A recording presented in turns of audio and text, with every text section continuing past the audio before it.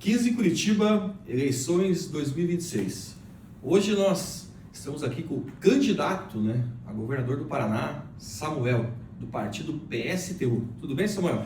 Tudo bem, um prazer estar aqui. Quero agradecer já de antemão o espaço, porque para a gente é muito importante estar conversando um pouco aqui, falando um pouco das nossas ideias, do nosso programa, que a gente quer apresentar aí como alternativa para a população do Paraná. Posso chamar de Samuel? Claro, fique à vontade. Ou prefere chamar de candidato? Você? Não, Samuel tá ótimo. Tá bom. Samuel, nós vemos que o teu partido PSTU é um partido assim, mais de extrema esquerda.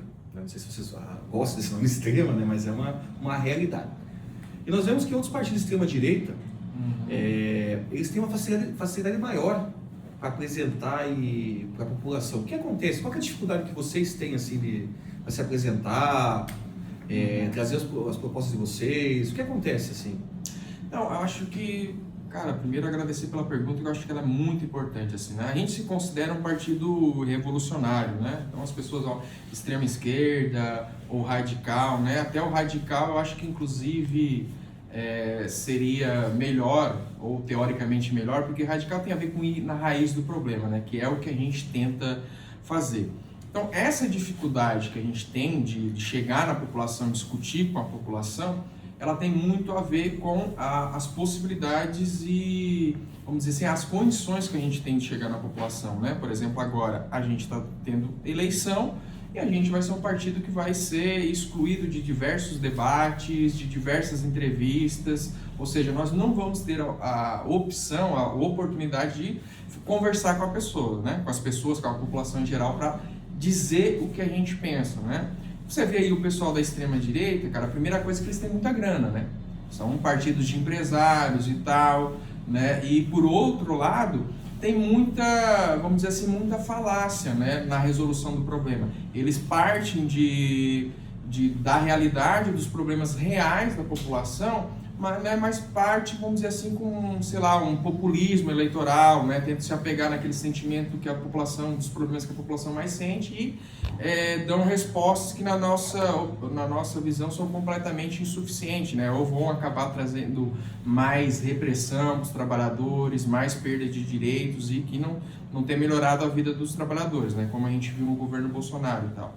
Então, e a gente tenta buscar, de fato, uma discussão muito séria, que a gente acha que tem que mudar o sistema, que a gente acha que tem que fazer uma mudança profunda na sociedade, porque hoje a gente tem muita capacidade de produção, de produzir tudo que é necessário para a humanidade continuar existindo, né? E para isso a gente vai ter que mexer nos interesses, né, dos grandes empresários. Quando falando de grandes empresários, a gente está falando de grandes empresários mesmo, que controlam a produção, que controlam tudo que é produzido, né? Por exemplo, aqui no Paraná a gente tem um exemplo do agro, né? O agro, tem muita propaganda do agro, que o agro é muito forte, que na verdade né, muito forte, aí gira em torno de 30%, né, não, se for pegar os setores diretamente do agro e toda a sua cadeia produtiva, vai gerar em 30% do PIB do estado, né, uma coisa importante, apesar de não gerar proporcionalmente o mesmo número de empregos. Agora, porém, o que é produzido aqui, né, em grande parte é exportado para fora, para atender as necessidades do mercado mundial. E não é uma produção voltada, por exemplo, para colocar a comida barata na mesa da população do Paraná, né? Que isso, inclusive, mais de 80% vem da agricultura familiar, dos pequenos agricultores, né? Então, por exemplo, nessa questão do agro, uma coisa que a gente acha que é radical e que precisa fazer é que a gente fizesse, de fato, uma verdadeira reforma agrária, né, para incentivando, dando estrutura para que a gente, o primeiro objetivo da produção de alimento, da produção do campo, é atender às necessidades da nossa população, que é colocar comida barata na mesa, né? E hoje a produção agrícola não está voltada com esse objetivo, e sim para produzir aquilo que dá mais lucro, né? Então é o que a gente chama de capitalismo, né? Que a produção não é organizada para atender às nossas necessidades, mas sim para dar lucro. Daí não importa se você vai destruir a natureza, se vai gerar efeitos climáticos, vai acabar atingindo a população mais pobre, tudo isso que a gente está vendo, né? Mas eu, analisando assim, né, a gente falou da extrema direita e a extrema esquerda, vamos usar esse termo de extrema, né, porque é o que a gente aprende no dia a dia, vendo vocês também, e a maneira de vocês, assim, agirem também às vezes. Samuel, vocês fazem parte da esquerda igual junto com o PT. Vocês apoiaram o PT na última campanha, no segundo turno, né? Hoje vocês têm candidato a presidente. Como é que vocês veem o PT hoje? Vocês veem o PT um partido de esquerda ou o PT já virou um partido de centro também? Cara, pra gente o PT deixou de ser um partido de esquerda aí há muito tempo, né? A gente se coloca hoje na oposição de esquerda ao governo do PT, a gente não tem nenhuma confiança no governo do PT. Na última eleição a gente chamou um voto crítico no Lula no segundo turno, né, que tinha muito mais a ver nessa coisa, um não Bolsonaro do que um Lula, né? Mas dizendo ao mesmo tempo que o Lula não ia fazer nada para atender os interesses dos trabalhadores, né? O que pode cair é uma esmolinha, umas migalhas, os farelos de cima da mesa, mas que o PT não tem mais trabalhado, né, na verdade nunca, né? O PT passou por um processo de mudança bem profundo para chegar ao poder, né? Isso que a gente estava comentando. O PT foi mudando para chegar ao poder, para poder ser aceito pelos empresários, né? O que é aquela carta do Lula lá em 2002, a carta aos empresários e tal, dizendo que não, que vai manter tudo, enfim. O PT era contra o pagamento da dívida, era a favor da reforma agrária. Por exemplo, os primeiros 2 mandatos do Lula, cara, se for ver o que ele fez de reforma agrária, é menos do que o FHC fez. Entendeu? Então, essas medidas estruturais que o PT sempre prometeu não foram feitas. E é justamente isso, inclusive, na nossa opinião, combinada com o processo de crise econômica e tudo mais, que tem que atacar os direitos dos trabalhadores, e essa desilusão dos trabalhadores que acaba dando espaço para a ultradireita. Porque a galera votou no PT, acha, não, agora é um governo dos trabalhadores, os problemas dos trabalhadores vão acabar. Não, não acabaram. Né? Não acabaram, então a galera fica de saco cheio, vai procurar outro candidato, né? E daí dentro dessa lógica que a gente vive, procura o viável, né? aquele que tem possibilidade de se eleger e tal, né? E pra gente isso, né? Nosso comportamento nas eleições não tem a ver com isso, a gente fazer coligação ou qualquer coisa do tipo pensando em se eleger. Né? O nosso objetivo é discutir um programa sério. Por mais que a gente tenha poucos votos ou não consiga se eleger, a gente não vai abrir mão do que a gente pensa por nada disso, sabe? A gente faz questão de dizer o que a gente defende, o que a gente acredita, sabendo que muitas coisas as pessoas só não concordam como não gostam e se afastam da gente. Mas a gente acredita que aquilo é necessário e por isso que a gente tenta, né, mesmo sabendo que afasta algumas pessoas, tenta defender, né, essas nossas propostas, porque a gente acredita que sem mudanças profundas na sociedade, a gente não vai resolver os problemas mais básicos do nosso dia a dia. A gente, analisando o governo Ratinho Júnior aí, o que você vê de bom no governo Ratinho Júnior, que teve nesses 7 anos e meio, e o que você discorda totalmente do governo Ratinho Júnior? Cara, a gente não tem também acordo nenhum com o governo Ratinho, sabe? Porque, veja bem, tem muita propaganda. O governo investe muita propaganda, né, nessas obras gigantes que faz, viadutos, a ponte, melhor educação do país, enfim. Você olha na propaganda de TV e você até pensa, né? Pô, eu queria morar nesse estado aí, porque, enfim, a propaganda é muito boa. Agora, se a gente vai olhar com frieza para os números que a gente tem no Paraná, nos parece que a realidade é bem diferente. Você vai pegar hoje 31% dos trabalhadores ocupados recebe até um salário mínimo, cara. Se pegar 38%, recebe até 2 salários mínimos. Isso dá uma margem de 70% da classe trabalhadora ocupada recebendo até 2 salários mínimos, que dá aí R$3.000 e uns quebradinhos, certo? E para você viver hoje com R$3.000 é completamente difícil. A gente vai no supermercado, vai comprar qualquer coisa, vai olhar o preço do aluguel. Um apartamento aqui em Curitiba tá de 60 metros quadrados, aí tá entre R$2.800 e R$3.100. Sabe? Isso, o que acontece? Né? Isso leva os trabalhadores a morar na periferia, morar nas regiões metropolitanas. É o que a gente vê em Curitiba, né? Uma boa parte da população que trabalha em Curitiba vem da região metropolitana, porque muitas vezes se obriga a morar longe do trabalho, porque é mais barato, né? E que isso gera uma qualidade de vida péssima, porque você vai perder tempo no deslocamento para o trabalho, para ir, para vir. Né? Então isso é muito complicado. A gente tem hoje, cara, dados aí que do próprio governo levanta, que a gente tem um déficit habitacional de 500 mil casas, certo? Hoje, né, 30% da população praticamente vive de aluguel, pagando aluguéis horríveis, né? Eu vou aproveitar para entrar um pouco na educação, que eu acho que é um pouco da minha área que eu estou hoje, né? E que saiu o resultado do IDEB aí nos últimos dias e Você olha na internet e parece que o país inteiro está em primeiro lugar no IDEB, né? Que a cidade de tudo quanto é lado dizendo que está em primeiro no IDEB, e o governo Ratinho aqui faz muita propaganda em relação a isso, que é a melhor educação do país e tal. Mas para nós, por exemplo, essa propaganda não resiste a um segundo, né, diante da realidade. Né? Eu sou professor, sou novo na categoria aqui do Paraná, né, professor, entrei o ano passado no último concurso público, mas a gente tem um dos piores salários, é o terceiro pior salário do país, professor, né? Assim como os demais funcionários da educação têm péssimos salários. O governador não cumpre a hora de atividade, que para um professor isso é fundamental, porque é o tempo que a gente precisa para pensar as aulas, para pensar aqueles alunos que têm dificuldade, como que a gente vai trabalhar, né? Então isso é muito complicado. A gente tem hoje um processo grande de privatização no Paraná das escolas, que o Ratinho, né, diante da precarização e das problemáticas que a gente tem na escola, né, porque é uma grande contradição, inclusive, com a propaganda que ele faz, tenta justificar, por exemplo, a privatização como uma melhoria da escola pública, né, dizendo que vai dividir entre o pedagógico e o administrativo, né, e a gente que trabalha em escola sabe que qualquer decisão administrativa, ela combina com o pedagógico, não são duas coisas distintas, elas são coisas combinadas, né? Inclusive a gente tem 39 escolas que estão na mão de um grupo educacional que tem como principal investidor o Lema lá, o mesmo que deu o golpe nas Americanas, certo? Esse pessoal que vai administrar essas escolas vão estar enchendo os bolsos deles. A gente tem depois as escolas militarizadas também, que é outra discussão que diz que vai melhorar a educação, mas não é. E por quê? E muitos pais, muitas vezes, se convencem que esses projetos são bons, né? Porque, vê a escola sucateada, muitas escolas às vezes ficam sem professor por semanas, né? Acha que vai melhorar, acha que talvez é igual à escola da polícia militar, né? Que tem uma mega estrutura, mas não, a escola militarizada hoje do governo Ratinho, cara, é botar 2 ou 3 policiais aposentados lá, para formar fila, para botar os alunos para dentro da sala.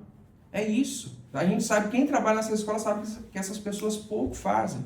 Ganham mais um bônus aí, uma gratificação de R$ 5.500, enquanto os funcionários de escola que ralam o dia inteiro na escola para fazer a escola funcionar, para correr atrás de aluno, para cobrir gente quando falta, estão com um salário médio de R$ 2.100. Né? Mais um projeto para tirar dinheiro que era para ir para a educação, para colocar na bolsa desses militares. Sem falar os casos de assédio, de racismo. A gente teve um caso de racismo que o aluno foi impedido de entrar na escola militar porque tinha um black power. O policial falou para ele cortar o cabelo, porque senão ele ia ser confundido com bandido. Então tem uma... Cara, na saúde, se a gente entra na saúde, são filas, são esperas. Então, nós vamos perguntar, acho que por passos para você, na verdade, mas voltando a esse assunto de educação. Todo governo que aparece fala, não, vamos mudar a educação, vai mudar a educação, vai mudar a educação. E a educação continua e sucateia, na verdade. Sim. Todo governo que vem vai sucateando, a gente vê as escolas estaduais, vamos dizer assim, os prédios cada vez mais antigos, daí vem uma obrinha ali, uma pintura, alguma coisa, igual essa militarização das escolas aí, é um policial que eles puseram. Eu não sou contra, eu acho que é até interessante, mas primeiramente você dar um curso para aquele policial, para ele entender o que é uma escola, o trabalho que ele vai exercer, até por parte de segurança, porque infelizmente hoje... A gente vê na periferia, principalmente eu moro na periferia, eu moro no SIC, então eu falo pela minha região, assim, Sim. Andando na região a gente vê, infelizmente, tráfico na frente da escola, essas coisas, então é interessante até que tenha um homem de segurança pública ali no portão da escola, até para dar mais segurança para aquelas crianças. Mas lógico, nós vamos ter que dar um treinamento para essas pessoas, para ele entender que ali ele não está ostensivo, entendeu? Não é um papel ostensivo. O papel dele é o quê? Ele vê a coisa errada, vai chamar a viatura, aumentar o número de viaturas na cidade, né, para fazer esse papel. Mas voltando a essa parte de educação, eu queria que você nos dissesse o que fazer para melhorar a educação. Porque eu acredito, o salário está desfasado, concordo. Só que hoje, com a internet, facilita para o professor também poder dar uma aula melhor. Você entende? Eu vejo que, às vezes, também, o professor está um pouco desanimado por causa do salário e ele também não busca melhorar aquela aula dele, sabe? O que você me diz que a gente pode fazer? Se você for governador, o que você vai fazer para melhorar a educação pública do estado do Paraná? Cara, uma educação pública, né? Inclusive muitos pesquisadores estão discutindo, inclusive a partir dessa nota do IDEB, a primeira coisa, você precisa valorizar os profissionais da educação. Nós temos, isso não é um problema só do Paraná, é um problema nacional que a gente está caminhando em direção a um apagão de professores, que vai faltar professores, que ninguém mais quer ser professor. Porque a realidade, o dia a dia do professor está muito difícil. Entra isso que você falou, violência e tudo mais. Mas eu acho que tem que começar com a recomposição salarial, que hoje passa de 50%, não só para os professores, mas todos os... Né, porque a escola é formada Sim. pelos professores, pelo pessoal da limpeza, pelo pessoal da segurança, pelas pedagogas, diretores, tudo isso. Então, cara, a gente tem uma defasagem salarial que passa de estar na casa dos 50%. Então, isso é bastante complicado. Eu acho que começa por aí. Né? Tem que ter uma valorização. Hoje, por exemplo, a gente tem 1/3 de hora de atividade, que é esse tempo que a gente precisa para preparar a prova, corrigir prova, preparar a aula, sabe? Pensar os problemas que tem, como que a gente vai organizar uma intervenção pedagógica para qualificar mais a aula, para atender os alunos com laudo, tudo isso. Tá? Porque a gente tem diversos alunos com laudo hoje nas escolas e não tem suporte nenhum dos professores. Né? Então, essa parte pedagógica é funcional. O Ratinho não cumpre isso. Já tem diversos processos, inclusive, garantindo isso. Ele não aplica e está só recorrendo aqui para o Tribunal de Justiça do Paraná, que é uma vergonha não ter mandado o Ratinho cumprir isso, certo? Então, a gente trabalha numa realidade que você fazer o mínimo hoje, você tem que trabalhar além da sua jornada de trabalho. Nenhum professor que faz o mínimo consegue garantir as suas atividades dentro da jornada de trabalho que a gente tem hoje. Então, começa por aí. Nossa categoria é extremamente doente, cara. Então, eu vou pegar uns dados aqui. A gente tem hoje, no Brasil, 7 a cada 10 professores apresentam aí sintomas de depressão, ansiedade, essas doenças aí que é uma pandemia também geral. Não só o professor, né? Isso Isso geral, né? Hoje em dia, geral. A depressão virou uma... E eu acho que tem a ver com todo esse processo da internet e tudo mais, né? Então a gente precisa isso, a gente precisa também parar com esses processos seletivos, né? O pessoal que é PSS.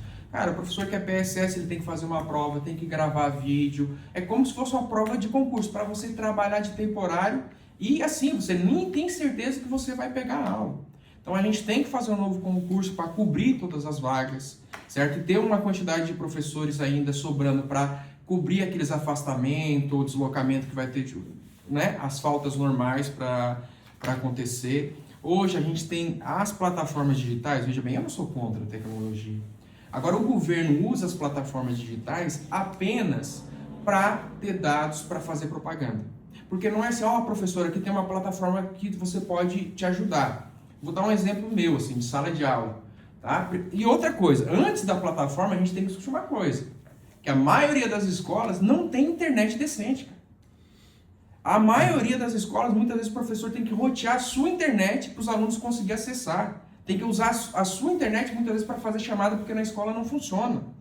Entende? Então é muito fácil falar em escola do futuro, mas nem internet se garante nas escolas de qualidade. Entende? Então eu já cansei, né? Cansei não, porque eu desisti um pouco de usar, mas de ter um material para usar e você chega, não consegue ligar a TV, a internet não está funcionando, e ali você perde metade da aula, daí acabou com a sua aula. Né? Então eu tenho muito mais usado o livro didático, eu preparado os próprios conteúdos, do que trabalhar com isso para ter menos improviso na minha aula, inclusive. Então, esses elementos daí tem lá, a plataforma tal, não, tem que usar tantos % toda semana. Não é assim, professor, você pode usar.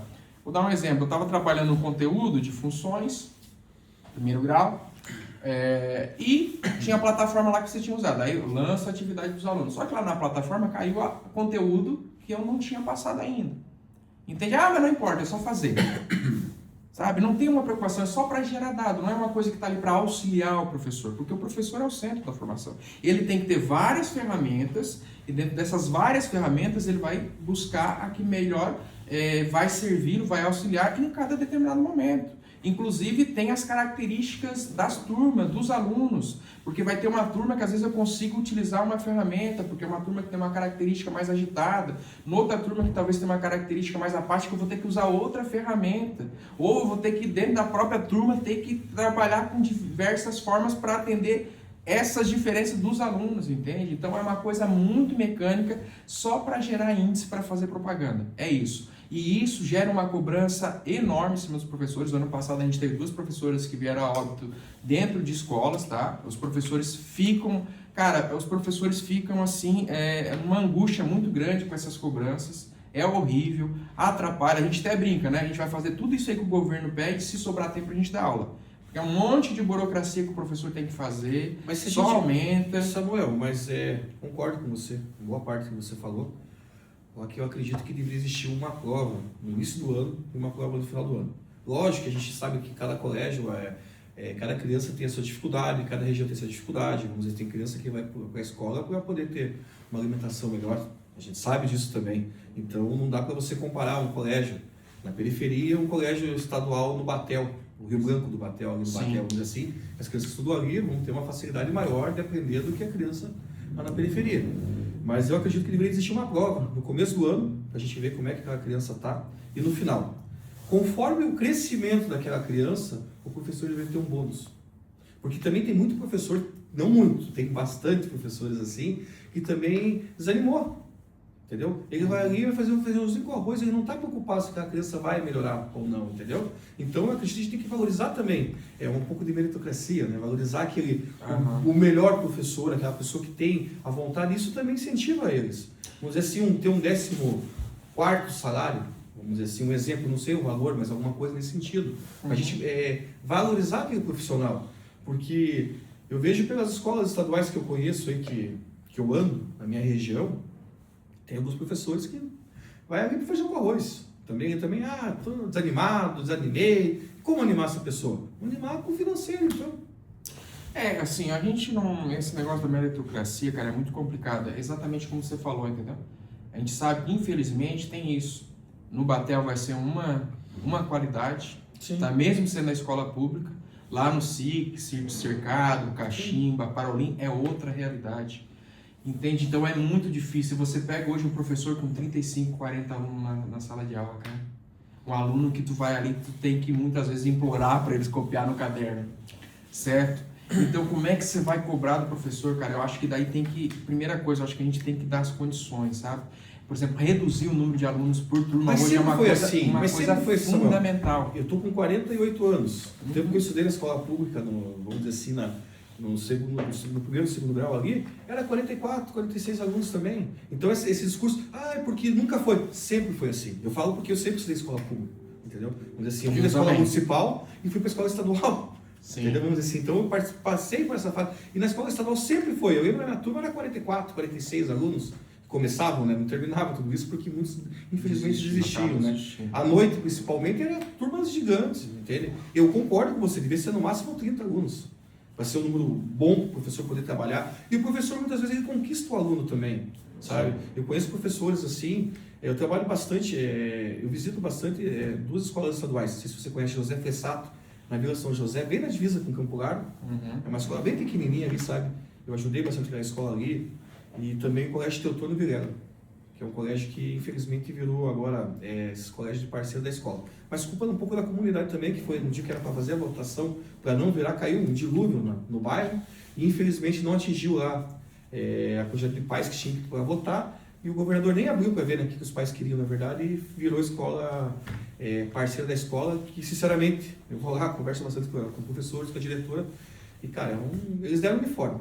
Vamos dizer assim, pintaram a sala dela só. Vamos dizer assim, em termos e o custo muito mais alto do que o custo que a escola, que o diretor recebia para poder investir, né? Esse que é o absurdo, né? Espero que isso aí mude para frente, porque não é bom, não. E, vamos dizer assim, dessa escola que eu conheço, o Teotônio, que eu estudei, onde eu moro, cara, não ficou legal, não. Vamos dizer assim, a gente esperava que fosse uma coisa melhor, mas não ficou.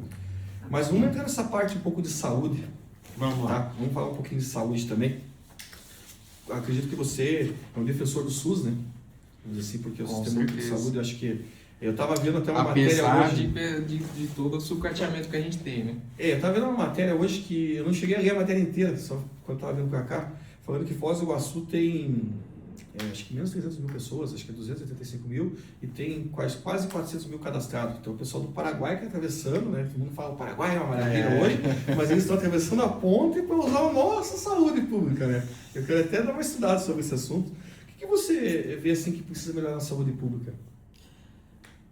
Primeiro, acabar com a privatização, sabe? Isso é uma coisa fundamental. Veja bem, isso que a gente estava falando da escola, né? Uma empresa foi contratada para gerenciar a escola. Na saúde também tem muito isso, né? Que vem através da FUNES, que é a Fundação Estatal de Atenção à Saúde, que é uma empresa pública, mas que ela serve para privatizar o serviço, passar a gerência, né, dos hospitais para outras empresas, instituições, enfim. E esse elemento da privatização, ou o outro nome que eles queiram chamar, parceria público-privada, feita pelo Haddad, inclusive esse projeto de lei, isso serve para colocar um mediador, né? É como se você vai pintar a sua casa lá, né, cara? Você vai pintar a casa, eu vou contratar um pintor, beleza. Mas em vez de você contratar um pintor, você vai contratar uma outra pessoa para outra pessoa contratar o pintor. Cara, essa pessoa que está no meio aí, ela vai fazer esse meio campo de graça? Não vai fazer. Ela vai levar dinheiro, né? Então, esse processo de privatização para a gente precisa acabar, porque só para tirar dinheiro do serviço público, que era para investir no serviço público, para ir para essas empresas, né? E esse é o primeiro motivo, né? E o segundo é porque é o seguinte, essas empresas só geram também postos de trabalho bastante precários, né? Porque para ela lucrar é o seguinte, ela vai ter que pagar menos para o cara que vai fazer o serviço lá na ponta. Então a gente vê aí uma crise, inclusive nos últimos dias, eu acho que teve até greve de alguma insegurança, né? Setores privados, outros envolvendo da saúde, agora porque muitas dessas empresas atrasam o salário, porque elas estão com o dinheiro lá investido lá numa conta e 4, 5 dias lá um montante muito grande investido, a gente sabe que isso rende, né? Um montante grande. Ainda mais se for do Banco Master, né? Que é 140% que enfim, então tem tudo isso, né? Então são postos de trabalho terceirizados, tá entrando até pejotização agora dos médicos, né? E assim, e outra coisa também que é fundamental, a contratação via concurso público das pessoas, né? O Sindicato da Saúde aí fala em um déficit de 3.500 trabalhadores para cobrir, né? O que está na lei. Tá? Para a gente dizer assim, ó, a lei garante que teria que ter 3.500 a mais trabalhadores só para o que está na lei. Não estamos falando aqui de uma necessidade real, né? Como eu estava falando hoje, a gente tem aí para cirurgias eletivas 200 mil pessoas na fila, né? Tem exames que estão demorando de 6 a 18 meses. Muitas vezes a pessoa faz o exame, vai consultar o médico, o exame já perdeu a validade, porque tem muitos exames, né, que tem prazo, consultas com especialista.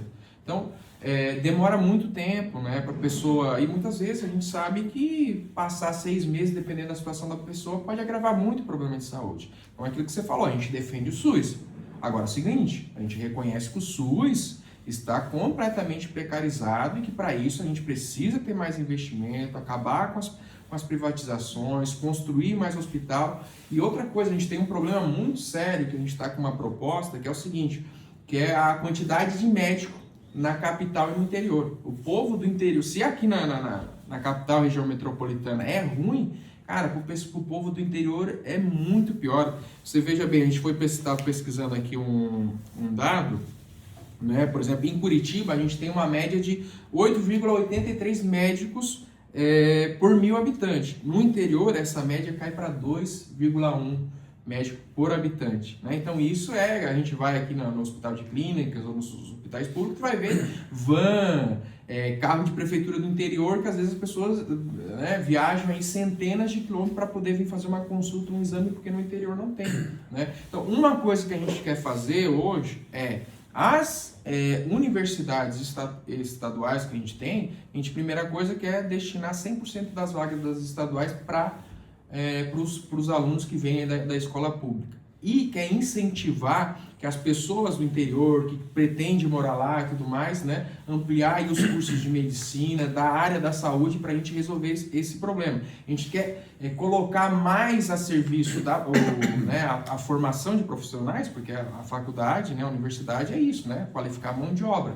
Quer relacionar mais, né, as nossas universidades para aprofundar, incentivar mais os cursos que vão atuar diretamente na resolução desses problemas mais sentido para a gente, inclusive, né, nesse caso da saúde. Tá, mas vamos lá.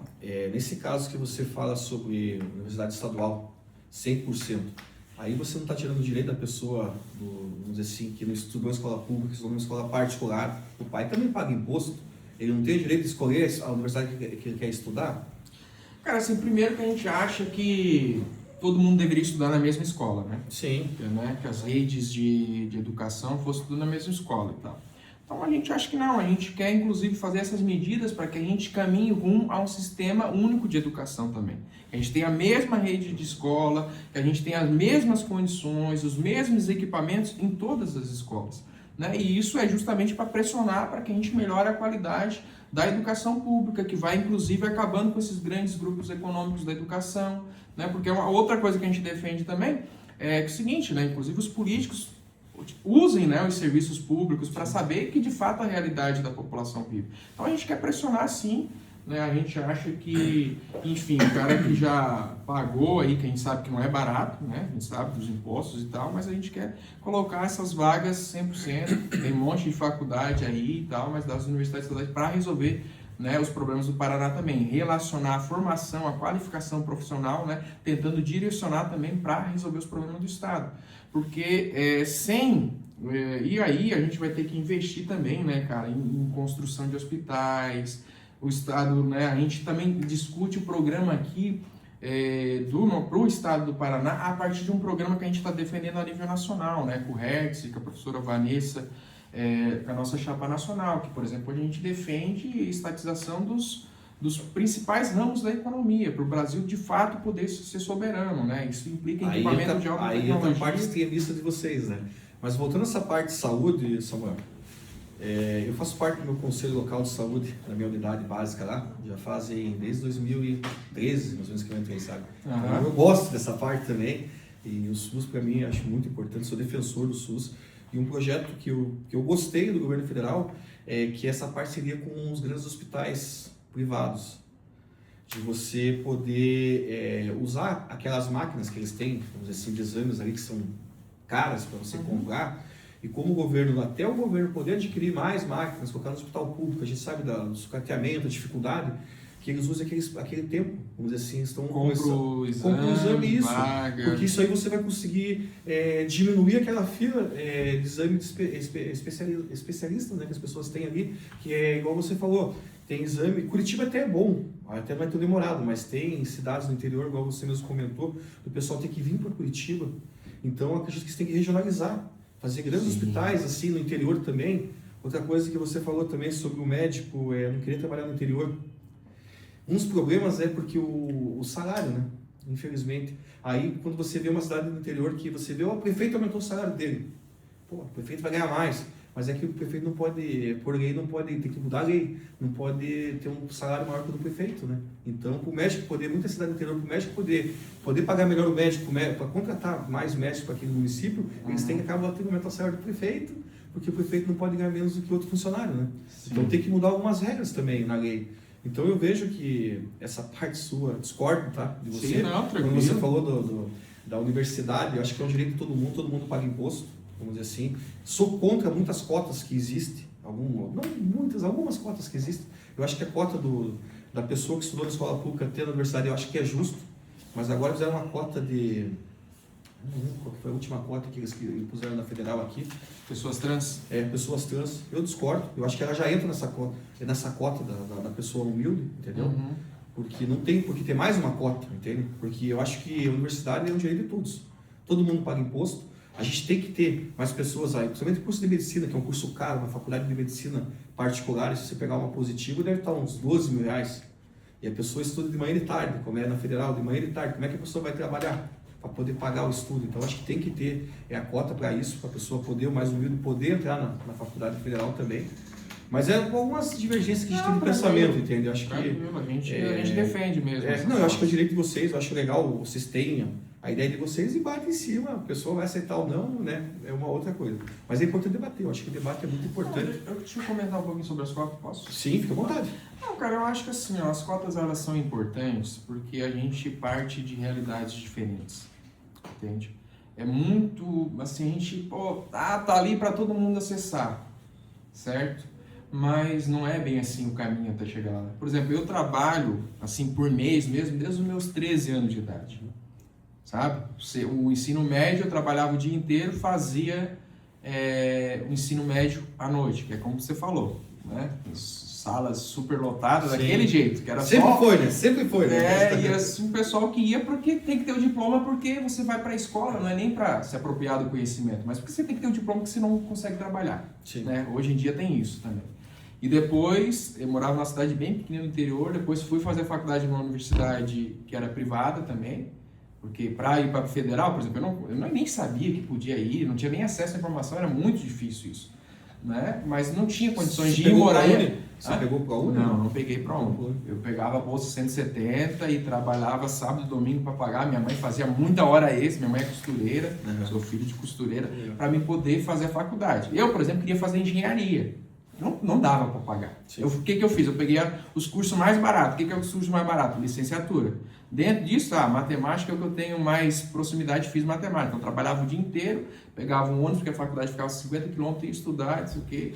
Enfim, e olha que eu fiz muito esforço para fazer essa faculdade, entende? Minha mãe fez muito esforço, minha irmã fez muito esforço também, né, para fazer essa faculdade. Enquanto eu estava fazendo todo esse esforço, cara, muita gente estava só estudando, fazendo cursinho para passar no vestibular da federal. Como é que eu vou competir igualdade com isso, entende? As pessoas trans, caras, eu acho que nós temos que ver a realidade. E eu acho que é isso, a defesa das cotas é porque a gente identifica que parte de realidade diferente. Hoje, por exemplo, o Brasil é o país que mais mata pessoas trans no mundo. Tudo bem, mas ela entra na cota de renda. Entendeu? Não entra. Entra na mesma cota de renda, porque a cota de renda, vamos dizer assim, para mim, o melhor projeto do governo federal, do governo Lula, desde que começou, foi o ProUni. Eu fiz gestão pública no ProUni. Por quê? Porque deu oportunidade pra gente que vem. Porque, igual você falou, entrar na federal, hoje não tá tão difícil igual era no passado. Na nossa época era muito mais difícil entrar na federal, porque as vagas, a concorrência era muito maior do que hoje. Hoje até, alguns cursos ali, vamos dizer, medicina, lógico que é muito difícil, mas alguns cursos ali hoje está até 1 por 1. Entendeu? Se você pegar na federal, hoje tem. Mas naquela época era muito mais difícil. Quando o governo fez o ProUni, ele deu uma possibilidade, vamos dizer assim, a gente que não teve aquele estudo de segundo grau tão forte, na escola pública, na escola, tendo que trabalhar. Meu primeiro trabalho foi office boy, com 13 anos também, na Fundação Cultural de Curitiba. Quando o Greco foi prefeito, em 93, eu lembro que ele ligou um dia lá e eu atendi o telefone, né, como office boy. Nossa, o prefeito ligou aqui, vamos dizer assim, tudo feliz, né? Então, era muito difícil, porque a gente tinha que trabalhar e estudar, lógico. E nosso estudo não era tão bom para você passar numa federal. A gente sabe disso. Não tinha nem tempo de estudar. Não, isso que eu estou te falando. Você ia ali, por isso que eu falo, o melhor projeto para mim do governo foi o ProUni, que me deu a possibilidade de fazer a minha primeira faculdade, depois eu fiz outras, vamos dizer assim, pagando, mas a minha faculdade foi através do ProUni. Entende? E a gente é muito crítico a esse programa também, sabe por quê? Porque cada vaga que o governo compra do ProUni, ele podia abrir mais 3 em universidades federais, entendeu? Então, esse é o problema, porque assim como você estava falando da compra de vagas em hospitais privados ou usar um maquinário, isso que o governo, de certa medida, é um projeto consciente de sucatear a rede pública e depois acaba fazendo esse tipo de política que é para garantir o lucro dessas empresas, entende? Maravilha se conseguir fazer uma faculdade, entendeu? Pra gente que vem da classe trabalhadora, que acaba Deus de cedo, apesar de hoje em dia já uma faculdade já não garantir quase nada, mas a gente sabe que é um aperfeiçoamento, que te coloca em melhores condições. E conseguir fazer uma faculdade, para quem vem de uma família operária, família pobre, isso. Eu fui o primeiro da minha família, acho que fiz faculdade, que entrei na faculdade, toda a geração. Então, isso não é qualquer coisa. As pessoas, eu fiz faculdade, entende? E se não fosse com esse projeto, eu não ia conseguir fazer. Agora, porém, tem essas contradições, entende? Por isso que a gente tem que investir mais no público. A gente acha, por exemplo, voltando na saúde, só para responder essa questão, que a gente acha que está errado, comprar vagas e leitos, a gente tem que investir. Por exemplo, o Brasil hoje poderia ter uma fábrica especializada em produzir máquinas que depois só distribuir para os estados, sabe? Fazer um exame aí de alta qualidade deveria ser igual tirar um xerox, cara. A gente tem tecnologia para isso, tem capacidade de produzir isso. Agora, o que é? Só que demora também, né? Vamos dizer assim, você tem que começar o projeto, mas hoje eu acredito que essa parceria é necessária. Porque você, vamos dizer assim, você vai fazer uma ressonância magnética, que é um exame caro, particular é caro para a pessoa fazer, e na fila do SUS é demorado. Com essa parceria, vai diminuir bastante, a pessoa pode descobrir um câncer, alguma coisa, que vai começar o tratamento antes e salvar a vida da pessoa. Não, eu te entendo. Isso, nas questões práticas, muitas vezes mas, por exemplo, a gente defende, por exemplo, que as principais redes de hospitais, né, desses planos de saúde, deveriam ser estatizados. Porque veja bem, cara, os caras bateram um lucro recorde em 2025, são 24 bilhões as operadoras de plano de saúde. E veja bem, nós estamos falando aqui da dificuldade do SUS, né? E convenhamos que boa parte dos trabalhadores, porque a gente é trabalhador, né? Para a gente trabalhar, a gente precisa ter saúde, né? Na minha época, muita gente dizia, tendo saúde é o que importa, o resto a gente corre atrás, dá um jeito. Muitos trabalhadores, o que fazem? Se obrigam a pagar plano de saúde, que leva uma boa parte do seu salário, certo? Com mensalidade, porque ele sabe, pô, se apertar aqui, tem o SUS, mas o SUS pode ser que demora, né? Chega no hospital, são filas, você vai numa UPA, são às vezes 7 horas de fila de UPA, o cara gasta uma boa parte do seu salário, né, que poderia ali ser um percentual que poderia lhe dar uma melhor qualidade de vida, para garantir um plano de saúde para sua família. Imagina se, eu estou falando de trabalhadores, assim, tipo a gente, que, né, tem plano de saúde que não é grandes coisas. Agora imagina se toda essa galera não tivesse plano de saúde independente do SUS, como estaria isso? Entende? Não, e você entrando nessa parte do plano de saúde é uma coisa engraçada, né? Engraçada não, acho que é uma sacanagem. Você começa a pagar o plano de saúde, você é novo, né? Começando ali, você está pagando um valor baixo, você vai envelhecendo, vai aumentando, você pagou, vamos dizer assim, no começo você não usa o plano de saúde, porque você vai usar muito pouco, você é novo, você não precisa, né? Você acaba não indo. Aí quando você vai precisar depois de uma certa idade, o plano de saúde é uma fortuna. O correto seria o quê? Você já pagou tudo aquilo ali, diminuindo. O plano de saúde devia diminuir. A pessoa ficando mais velha vai pagando mais caro. A lei é errada, porque a pessoa quando é mais nova, ela não usa muito o plano de saúde. Ela vai usar, ela está pagando aqui para usar no final. E acaba pagando mais. Mas voltando à parte da educação, Samuel, eu acredito que o governo Lula investiu bastante na parte da educação também, tá? Porque eu vejo pela minha região, e só na minha região foi feito 2 Instituto Federal. Ali eu moro na parte do sítio de Campo Comprido ali, sabe? Ali foi feito 2 e prédios grandes ali, sabe? Estou falando pela minha região, acho que a gente teve essa área, acho que foi mais de 50 institutos federais que eles fizeram. Então ainda foi um governo que ainda investiu. Lógico, nós estamos falando de muitos anos atrás que não era investido. Nós tínhamos o antigo Cefet ali no centro e acho que era o único que tinha na cidade, Cefet. Hoje tem vários campos do Instituto Federal, né? Sim. Então a gente ainda vê um pouco de investimento. Eu queria entrar na parte de segurança pública com você. Vamos lá. Tá. Você é a favor da militarização da Polícia Militar? Você é contra? Qual é a tua opinião sobre isso? A Polícia Militar, ela é militar, né? Ela é militarizada. Sim. Então, esse é um assunto... Eu acho Mas querem tirar, na verdade, né? Tem gente que acha que não deveria ser, né? Não seguir essa parte de militarização deles. Não, né? nós somos um desses. Nós então, colocamos desse lado. Vou tentar explicar um pouco. Eu acho que o tema de segurança pública é um tema que está muito latente, eu acho que vai ser um tema bastante importante nessas eleições, tanto a nível estadual quanto a nível nacional, porque a população sente a criminalidade no dia a dia, né?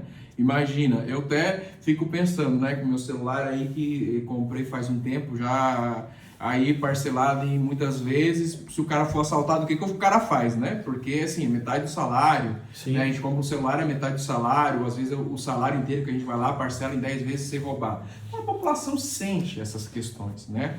Do dia a dia e acha que investir em mais tem que ser mais rígido, tem que ser mais forte, né? Na segurança, investir mais. Tem uns que dizem que bandido bom é bandido morto e tudo isso, né? Só que isso só funciona para os pobres também, né?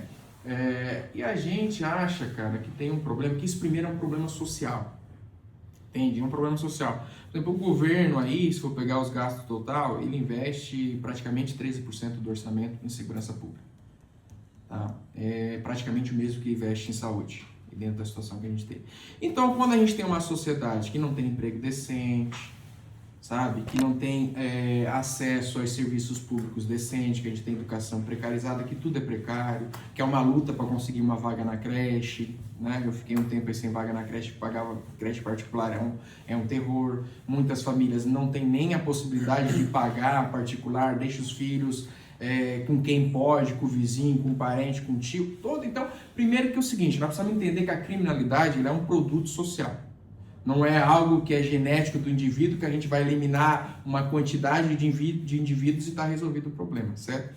E a polícia entra nesse momento, e daí a parte que a gente vai desmilitarizar a polícia, né? E isso tem a ver com a a ideologia da própria estrutura militar. Não tem a ver com tirar as armas e botar o policial enfrentar bandido, correto. Mas hoje as polícias, elas são formadas, né, na nossa opinião, algo que a polícia vem antes da ditadura militar, mas vem com uma herança que se aprofundou na ditadura militar, inclusive com os grupos de execução e tudo mais, que tem a ver com a polícia treinada para entender o pobre como inimigo, cara. Tem toda uma ideologia que é o preto, que é o inimigo, que você vai andar para a rua e vai ter um sujeito padrão, que vai ser, você tem que tratar como suspeito, né? A gente veja isso nitidamente nas intervenções que tem no Parolim, nas ações policiais. Veja como é que foi as ações aqui que no Batel, nessa região aqui das casas com estufa de maconha, como é que é. Veja, é completamente diferente. Na periferia, a polícia normalmente chega atirando para depois perguntar o que está acontecendo, né? E tem outro problema. A estrutura militar, por exemplo, né, que os soldados, né, que estão aí no dia a dia cumprindo essa tarefa, cara, são gente da classe trabalhadora. São trabalhadores a maioria pelo salário que ganha, eles moram na periferia. Que entram no concurso público, que muitas vezes não é tão disputado pelo risco que corre, inclusive, né? E esses soldados, por exemplo, eles não têm o direito de questionar nenhuma ordem, sabe? São treinados para receber uma ordem sem questionar a ordem e ir lá aplicar. Porque se o cara questiona a ordem, o cara vai preso.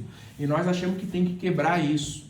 Nós primeiro achamos que tem que desmilitarizar, e desmilitarizar significa acabar com isso, que os policiais, inclusive, têm o direito de se organizar sindicalmente, que eles não têm hoje, para reclamar por melhores condições de trabalho, para reclamar por salário, né? Se organizar. A gente acha que tem que ter uma unificação das polícias. Esse negócio de ter uma polícia civil, uma polícia militar, para a gente é equivocado. A gente tem que ter uma unificação, uma polícia única, sabe? Que os delegados, que esse povo seja eleito, né, pelos próprios policiais e tal, para que a gente saiba que eles estejam de fato preocupados a atender os interesses da própria comunidade mesmo, fazer a segurança da comunidade. Só para eu entender essa parte, como assim eleito delegado? Não consegui entender. Exatamente, a gente eleger pelo delegado pela comunidade. A gente propõe hoje uma forma central de administrar, que a gente construa conselhos populares. Tá, mas nós estamos falando da polícia. Sim.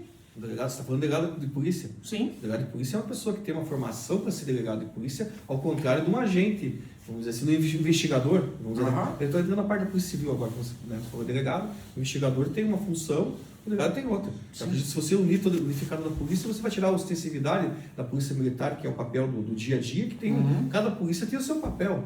Aí tem também a polícia judiciária, tem a polícia dos presídios, agora não fugiu o nome.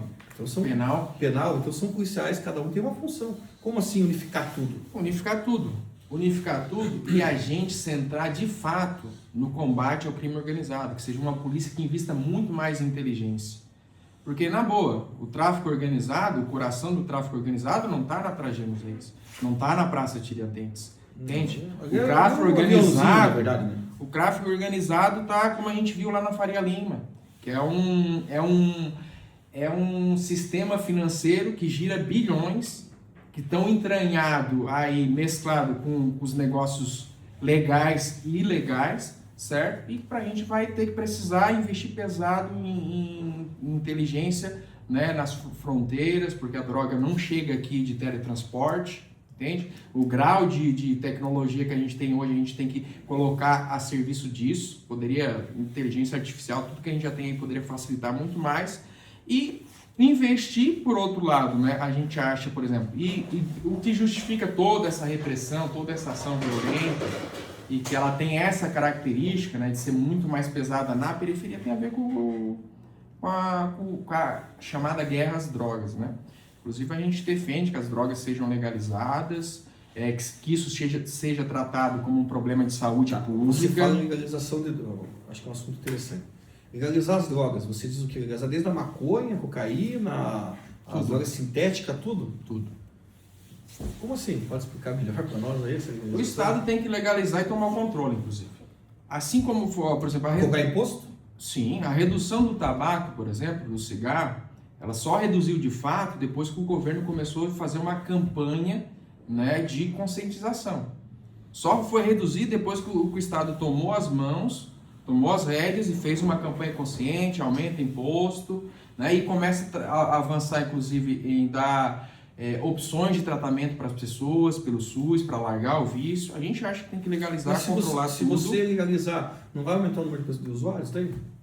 Não, aonde foi legalizado isso já é um tema batido, não aumenta, pelo contrário, reduz.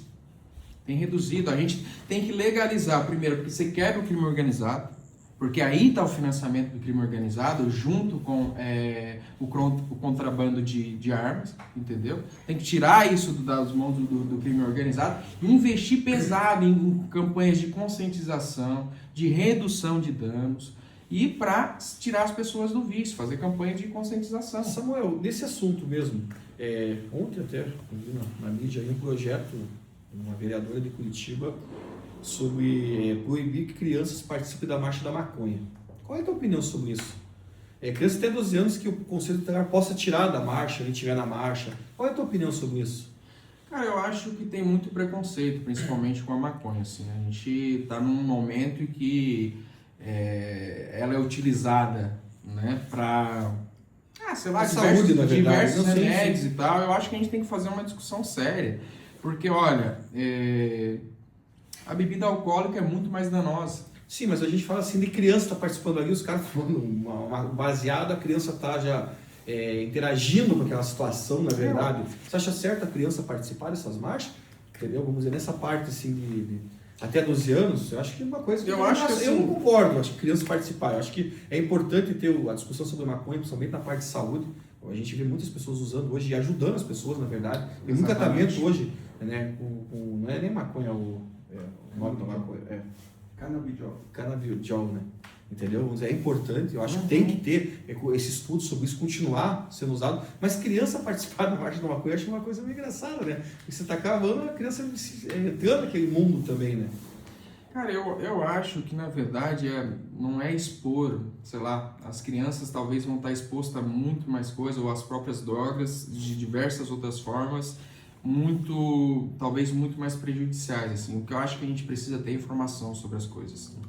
Informação sobre as drogas, o que elas podem ajudar, o que elas fazem de mal, entendeu? Eu acho que esses projetos, como a gente tem visto aqui na Câmara de Vereadores de Curitiba,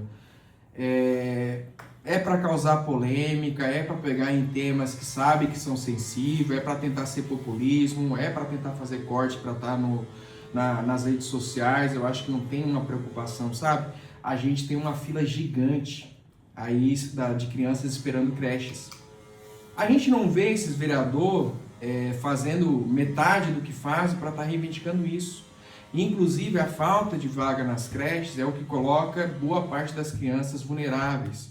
Né? Que boa parte dessas crianças que ficam vulneráveis, inclusive por não ter creche, é que sofrem abuso sexual, sofrem abuso e violência de todo tipo. E a gente não vê isso, entendeu? Então, para mim, é uma hipocrisia esse povo que faz esse tipo de coisa. Eu acho que é mais para buscar like mesmo do que preocupado com as situações, né, do dia a dia da classe trabalhadora. Entrando nessa parte de creche, uma coisa que eu acho errado, né? Acho que tem que ser uma análise. A vaga da creche ali, nas creches municipais, eles primeiro avaliam a vulnerabilidade da família. Entende? A primeira coisa, eles vão avaliar se a família é mais vulnerável ou não para dar aquela vaga. Uhum. Só que tem muita mãe que não trabalha. Então quer dizer que ela poderia estar com a criança em casa e tira a vaga daquela mãe que está trabalhando, que é mãe solo, vamos dizer assim, que tem que trabalhar para manter a casa dela, mora ela e o filho sozinho, e ela não consegue a vaga de creche. Então quer dizer o que? Eu conheço, né, onde eu moro, amigas, né, na verdade, que tem 2, 3 filhos na creche, mas ela não trabalha. Então eu acho um pouco injusto. Eu acho que é importante ver a parte da vulnerabilidade, mas também analisar se a mãe trabalha. Porque aí se pegar, coitada de uma mãe lá, trabalha, recebe um salário mínimo e meio, vamos dizer assim, e ela acaba tendo que pagar alguém para cuidar daquela criança, então paga aluguel para alguém e ela é mãe solo. Vamos dizer assim, sabe? Então é um pouco injusto. Aí aquela mãe que não trabalha, vamos dizer, eu sou vulnerável, eu recebo Bolsa Família e eu tenho direito à vaga na creche. Sabe? Então eu acho que tem que ser melhor analisado também o modelo. O correto seria todo mundo ter vaga. Mas a gente sabe que isso aí é uma coisa que a gente quiser acontecer. Todas as crianças ter vaga, né? Eu acho que precisa melhorar essas coisas também, sabe? Cara, eu não sei, eu não tenho informações sobre esses dados. Eu sei que quando a gente foi, por exemplo, preencher os critérios lá, fazer a inscrição para solicitar a vaga, tem muita informação, assim, cara. Tem muita informação. Eu até fui porque estava sem creche, né? Eu e minha esposa trabalhamos. Sim. Eu cheguei na Secretaria da Educação questionar como é que funcionava e tal, do município, enfim. Mas eu acho que é isso, eu acho que, sei lá, a gente não trabalha com esse pensamento que nunca vai dar. A gente vai dar, a sociedade nem sempre foi assim, porque você veja bem, cara, o que são as crianças hoje? O nosso futuro. É a continuidade da espécie humana, entendeu? E, por exemplo, se não tiver um suporte para ter mais gente nascendo, mais crianças nascendo, a humanidade acaba, certo? E na verdade está diminuindo, né? O crescimento está diminuindo. Se você pegar os números, eles já estão vindo de alguns anos, a tendência é cada vez as famílias terem menos filhos, né? Exatamente. E assim, cara, minha menina tem aí 1 ano e 4 meses, né? Pai de primeira viagem, assim, a gente sabe a quantia de trampo que é, né, cuidar de uma criança pequena, assim, sabe? É muito trabalhoso. A gente acha, inclusive, que tem que avançar na licença maternidade, paternidade, inclusive a nível nacional a gente está defendendo que seja de 1 ano compartilhado, né? Inclusive para entender também que a responsabilidade de cuidado não é só da mulher, né? Mas é a responsabilidade conjunta da família, seja ela qual modelo for, de cuidar da criança, né? Então a gente vê, inclusive, em outros países que as pessoas recebem, né, para ter filho, auxílio, porque tem a ver com isso, tem a ver que se as pessoas não tiverem filho, não vai ter mão de obra lá na frente. Sim. É uma necessidade da geração atual que tenha uma geração futura, entende? Então, assim como a geração, né, antes da nossa tinha a obrigatoriedade com a gente precisa avançar muito nesses cuidados, assim, e a vaga de creche é uma coisa, cara, fundamental, assim. A gente bota a nossa criança na creche pública aqui, e as professoras, assim, todo o pessoal, eu acho maravilhoso, assim, o atendimento, o esforço. Uma vez eu fui lá meio-dia, inclusive as crianças estavam tudo dormindo, assim, meu Deus, como é que vocês conseguem fazer isso? Estava um silêncio na creche, assim, então um salve, né, para essas trabalhadoras da educação que cumprem um papel fundamental e, olha, muito difícil, em ter 18 crianças ali em 2 professoras para dar conta, olha, é um trabalho árduo, não tenho dúvida disso. Com uma menina em casa não é fácil. Samuel, nosso tempo está chegando ao fim, já passou até um pouquinho, mas eu tenho mais uma pergunta para você que acho que é importante saber a sua opinião. Nós temos um debate na cidade de Curitiba sobre moradores de rua. Uhum. Internamento voluntário. Você é a favor ou contra o internamento voluntário? Contra. Eu acho que em algumas situações é preciso, tá? A gente não está negando que precisa ter intervenção. Agora, o problema que a gente tem aqui na cidade, que é uma coisa... Porque é como as drogas, sabe? Pra gente, é o seguinte, isso é um problema social. Não é uma coisa que você vai pegar, todos os moradores de ruas que a gente tem na cidade, você vai tirar e vai acabar o problema. Não, sim. Ele continua surgindo, não continua? Então, primeiro que a gente tem que entender que isso é um problema social e que a gente precisa ir na raiz do problema. Sabe? Tem um monte de problema de pessoas que estão ali que têm vício, saúde mental. Então, a gente tem que fazer uma intervenção muito séria, né, para tentar tirar essas pessoas dessa situação e inserir elas no mercado de trabalho. E aí tem que ter um monte de política de redução de danos aí que o pessoal que é especialista na área de saúde vai ter condições de falar melhor do que eu. Eu acho que essa intervenção tem que partir de uma análise bastante técnica, né? E a gente sabe que hoje é isso, é para tirar essas pessoas do centro da cidade. É esse tipo de intervenção, né? Eu acho que nesse caso, inclusive, a gente tem que olhar para o que foi a Cracolândia, né? Que virou um negócio ambulante, muito mais difícil de se controlar em São Paulo. Quem mora por lá sabe, né, que uma hora está num lugar, uma hora está no outro. E agora isso é um problema muito sério e muito difícil de ser tratado, tá? A gente não acha que também é fácil, que vai se resolver de uma hora para outra, mas a gente tem que investir em situações, inclusive, que seja redução de danos, né? Porque não adianta você chegar para essas pessoas também e começar, é tudo ou nada. Você vai trabalhar amanhã ou você vai ficar na rua, certo? Tem que ser algo progressivo, né? Inclusive em abrigos que permitam os animais dele, inclusive o uso de drogas controlado com gente da saúde para tentar ir diminuindo tudo isso. Tá? Não adianta você chegar e intimar, como alguns prefeitos fazem, né? Tá aqui, não quer trabalhar e tal.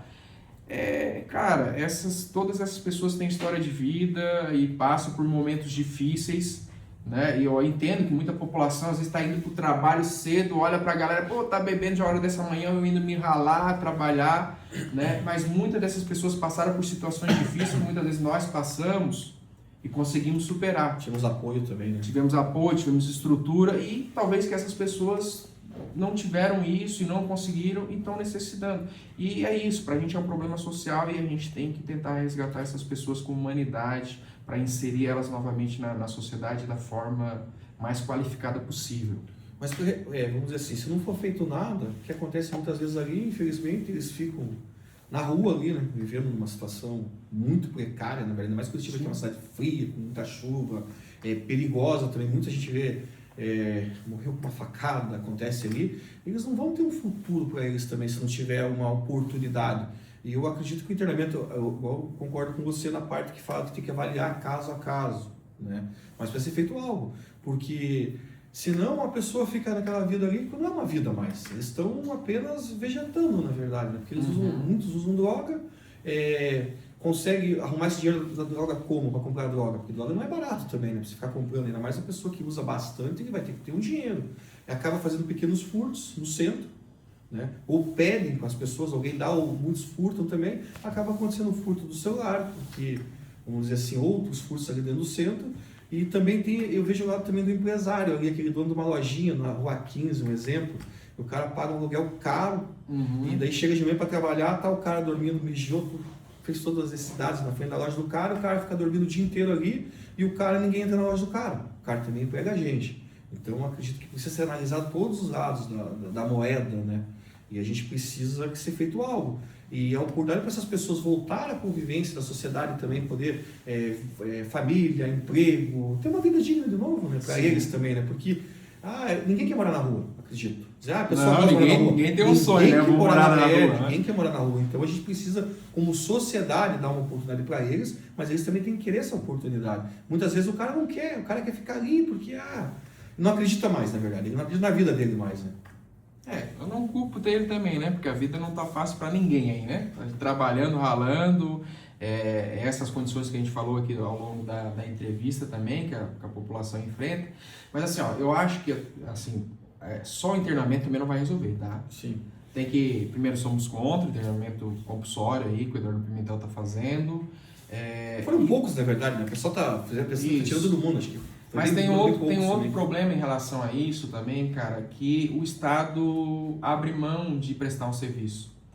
Para resolver isso, a gente vai precisar investir em CAPS, em profissionais de saúde. Cara, a gente tem um CAPS aqui 24 horas, que é drogas e álcool. Muito pouco. E tem um por regional daí, né? Cara, são mais 10 CAPS que tem na cidade. Acho que toda regional tem um CAPS. Isso, assim, a estrutura para atendimento é completamente insuficiente. E qual o problema?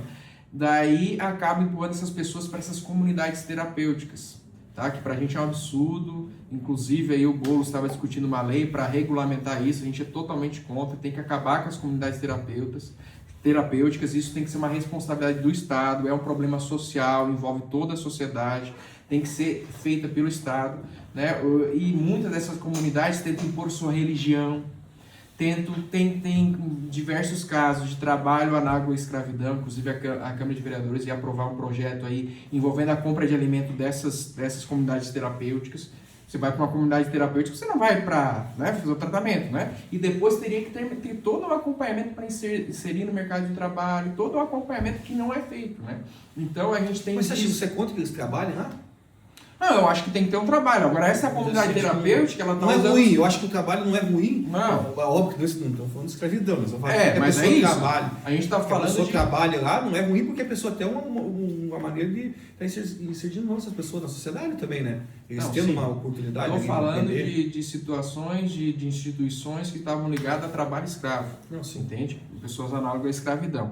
Então, eu não sei qual é o melhor formato, eu acho que isso, sinceramente, tem que discutir com o povo da saúde, então, como a gente falou, mas o problema, por exemplo, o governo estadual tem destinado 10 milhões, o governo municipal também tem destinado milhões para essas comunidades, e não investe na rede pública de saúde, sabe? E esse, para a gente, é a contradição. E a gente tem visto, inclusive, um aumento gigante, a gente até comentou anteriormente, no avanço dos problemas de saúde mental da nossa população. E muitos levam a pessoas em situações extremas que vão cair nessa situação. Então, a melhoria da qualidade dos CAPs nas cidades, CREAS e tudo isso é fundamental para a gente garantir atendimento. Primeiro, você tem um problema, você tem que investir na raiz para evitar que esse problema continue vazando, certo? E depois você tenta estancar ali a ferida resolvendo o problema dessas pessoas, né? Mas tem que ter investimento na saúde pública, cara, senão não vai melhorar isso nunca. Samuel, queria agradecer, a gente passou um pouquinho do nosso tempo aqui, agradecer você pela tua presença, deixo aberto aqui para você falar o que você quiser agora no final, quiser falar da tua rede social, quiser falar do teu partido um pouco aí, uns 2 minutinhos para a gente finalizar, já passamos de quase 70 minutos. Opa, tá bom? Rendeu. Então, beleza, assim, ó, primeiramente agradecer o espaço novamente, para a gente é muito importante, né? O PSTU vai ser excluído de diversos debates, o que para a gente mostra como é antidemocrático nesse processo eleitoral, porque na nossa opinião as pessoas, a comunidade, a população do Paraná deveria no mínimo conhecer todas as propostas, independentemente se vai concordar ou não, mas conhecer todos os projetos de governo que os candidatos, que os 8 candidatos têm a apresentar, para depois poder escolher o seu voto, né? Inclusive tem um movimento nacional aí chamado Queremos a Esquerda nos Debates, né? Porque justamente são os partidos de esquerda que estão sendo excluídos aí desse debate. Então quem quiser acompanhar, tem página no Instagram, tem formulário lá para grupo de WhatsApp, tá? Então acho que isso é muito importante para a gente exigir aí o mínimo de democracia para um processo que é completamente desigual. Né? Faço um chamado aí para todo mundo nos seguir aí, o PSTU Curitiba, o PSTU Paraná, né? Samuel.dematos aí no Instagram também, que a gente vai tentar trabalhar aí, divulgar as nossas propostas através das nossas redes sociais. Então quem puder seguir lá ajuda muito, tá? Isso é uma questão democrática mesmo, de conhecer as nossas propostas. A gente está apresentando aqui um projeto, como eu falei na entrevista, que é continuidade do projeto nacional, que a gente acha que tem que estatizar aí os principais ramos da economia para investir numa industrialização do país, para resolver todos os nossos problemas. A gente precisa aqui reestatizar a Copel, a Sanepar, que foram empresas que foram privatizadas a preço de banana, que o lucro aí de um ano quase já pagou o valor dela. Nós estamos discutindo que a população governe o Estado e o país no dia a dia e não a cada 4 anos nessa farsa que é as eleições, construindo conselhos populares para as pessoas nos seus locais de trabalho, nos bairros, discutir o que vai ser feito, como vai ser feito, ter o direito de fiscalizar e que todos os políticos recebam o mesmo salário que uma professora da rede estadual. A gente acha que os eleitos, né, os representantes do povo não podem melhorar de vida se o conjunto da população não melhora a sua condição de vida. Então é isso, faça um chamado a conhecer o nosso partido, a conhecer o PSTU, a conhecer a nossa candidatura e nos seguir nas redes sociais. É isso aí, gente. Samuel, obrigado, tá?